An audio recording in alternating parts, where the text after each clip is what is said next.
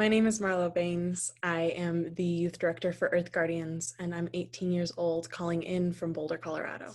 We have been for millennia in this time of the divine fatherhood, the divine masculine, and yet we have come imbalance within the divine feminine, and it's time that we, as humanity, come back into alignment with the mother, because the mother does not forget about the next generation. She does not forget about her children. She makes sure that they are taken care of, that everyone in the family is taken care of. So I personally believe that we need to become realigned within the divine feminine, as well as have the divine masculine at the table. But it's very important for us to come back to this time of the mother, and really come from within our work, come from this place of the divine feminine, the divine mother, and this idea that like our femininity and our masculinity are equally important, that we really need to realign them within ourselves. And it's something that personally I very much agree with, because you see within this work that when you have that actual kind of representation at the table, there is much more of a forward thinking kind of decision making going on, and it's really, really beautiful. So personally, bringing it back to having the divine feminine, having the divine masculine, and really supporting one another so that we do not forget about the future generations, and we do not forget about the current generations. I've seen that the climate crisis, there is a certain level of bottom line business as usual thinking that is very destructive to our BIPOC communities. It's very destructive to the earth, who doesn't actually have a voice, but that you can feel her. I mean, we rely on the land, we rely on clean air, clean water, and yet we continue to pollute it. And so personally, I have seen that when we bring a level of compassion, understanding, there is this certain beauty, there's a certain like sense of understanding of where we can come into play in supporting and protecting what we most need within our lives. So I continue to bring that to the work, because I see that that's very important, that you need to listen, you need to actively listen. And when in doing so, you will begin to understand and hear from local communities what we need. And hopefully one day our federal government can come forward and support, local communities with the right funding that they need to do the work, to have renewable energy in every town, and the fossil fuel infrastructure, business as usual mindset. To see the future that I want to live in is one that is regenerative and equitable. And one of the first steps in doing so is looking around your table. And I mean the table of leadership. And if you're seeing that BIPOC voices are not represented there, they're not adequately being represented, it's time to create space. It's time to bring up a chair and invite them in, because there's no such thing as white saviorhood, but rather we need to work together collaboratively from all different backgrounds, all different, gender, all different inclusivity, all different ethnicities, all different backgrounds, all different identities. Because then we'll have finally an adequate idea of what we need to do within these communities. Then the second thing that I would say is go into your local communities, ask your grassroots leaders what they see that needs to be the solutions forward, and really come from that place. Personally, I think that we need to have a swift transition to renewable energy. And it would be really great if we had support at the government level to, have solar panels subsidized, so that we can have solar panels on every roof, and that it's actually an equitable option for everyone, despite whatever your income level is. And it's also important to remember that we need to create good union paying jobs in creating, a more regenerative and equitable future. And so I hope to see that. I hope to see us having better public transportation, better options for jobs, better options for getting our energy, and also protecting our water, our air, and bringing back clean food for everyone, so that there aren't barren food deserts. Earth Guardians is a platform for youth to be empowered, inspired to be youth leaders at the local, national, and international levels. We provide them resources, tools, and trainings so that they feel supported in their work, and that they can come forward and lead the future that they want to see. How you can get involved at Earth Guardians is to join one of our crews. So you would go to earthguardians.org/crews and find a local crew close to you or sign up to start one. And then you would be a part of our global family within our 250 crews in 60 different countries. I got involved with Earth Guardians 3 years ago. It was after the 2016 elections. It was my freshman year, and I had just gone to Standing Rock. And I'd been inspired by seeing how people power could really work together to scare the people in power and creating a future that we as people wanted to see. And so I had an opportunity and privilege to be a part of Earth Guardians National Council back then. And it completely up-leveled the way that I saw the world, the way that I saw working together in collaboration and compassion.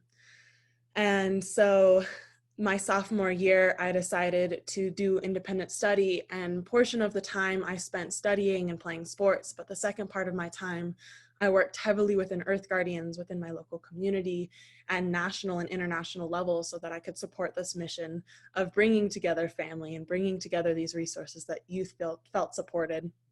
And so I've had an opportunity to grow within my leadership, to actually grow up within this organization and be supported into the young leader that I am today. So I feel really grateful to be a part of Earth Guardians. It's my family. I love it. I love the work that I get to do. I love the youth that I get to support. And I'm very proud to say that we have become the platform that we wanted to always be, to support our young leaders with the tools, resources, and trainings, and really see them come to fruition. I think what I have personally seen within Earth Guardians, and one of our biggest achievements, is providing these tools and resources for local leaders, but local leaders going within their communities to figure out the solutions that they need to occur, whether that's education, whether that's, pushing for policy, launching these lawsuits within these states and these different countries, and creating the change that they want to see. Some very concrete examples is the Youth versus Gov lawsuit that we have launched. We are the only organizational plaintiff on the Juliana versus the United States court case, and it has been brought to the federal level. So we are continuing to push for that in support of our Children's Trust. And we've also launched one in Canada with some of our youth leaders on it as well as other states around the country. And then another concrete example that I would say is that these youth leaders, one in specific that I'm thinking of, went into their school. They supported getting plastic water bottles out of their vending machines, and they actually brought in more sustainable options because they realized that, getting water from school was actually a profit for their local school system. So they supported a transition off of, single-use plastic water bottles. So there's these little things, there's these big and little things that Earth Guardians has done. And so we just continue to support them with our online platform that we just launched that has, not only can you connect within our community, but there's also courses to learn about your leadership, learn about Earth Guardians, and then there's so much more coming along the way. And then Earth Guardians also has been doing these leaderships every summer, supporting leaders, supporting Indigenous leaders. And then at a national level this year, we have been working on a divestment campaign to support young leaders into divesting from these banks and investing in better solutions for the future. And then the third and final thing is really supporting voter registration and the support of empowering youth. And we're talking, BIPOC youth, marginalized groups, who feel like they don't always have the voice at the poll to show up and show out so that they feel like they are being adequately represented in this next election. So those are some of the concrete examples that Earth Guardians has done and worked upon. They're wide, they're broad. I mean, we've been here since 1992, but we continue to work, continue to figure out how we can support our young leaders and to see where they want to come from, what angle and lens, and provide those adequate resources. I believe that when we work together in community, when everybody has a seat at the table, we can bring forward the solutions possible to create a better climate, a better world, a more regenerative and equitable one, more sustainable, more just community. So yes, personally, that is my belief. Very simple and usable resources that Earth Guardians has straight out of the gate is first Earth Tracks, an app that tracks your personal impact. What I mean is if you're brushing your teeth and you're turning off the water, you can tap the app and let us know. And that way you start to build these points and gain and see how much water that you have not wasted, waste reduction, and then also CO2 that you have kept out of the air. And then the second thing too, if you're, not an app user, but rather like the paper, like something visual and digital, we have a list of 50 simple things that you can do, like turning down your thermostat to 68 in the winter, or checking to make sure that your air pressure in your tires is good so that you are being as gas efficient as possible or electric efficient as possible.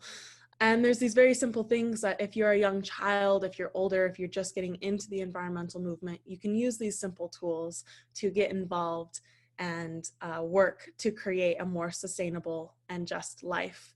And you can see that it'll really support your communities.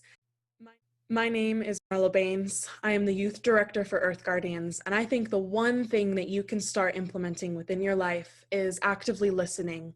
And what I mean by that is actively listening to every participant, every leader within your organization, your home, your community, and listen specifically to BIPOC communities, BIPOC youth, which means these marginalized communities, these indigenous groups, these Black and Brown communities who need your support, who need you to listen and raise and uplift using your privileges so that one day we all uphold and have the same privileges. May we all choose the practice of unconditional love so that we do not forget one another, but rather work to protect the being, the mother, the spirit, and humanity.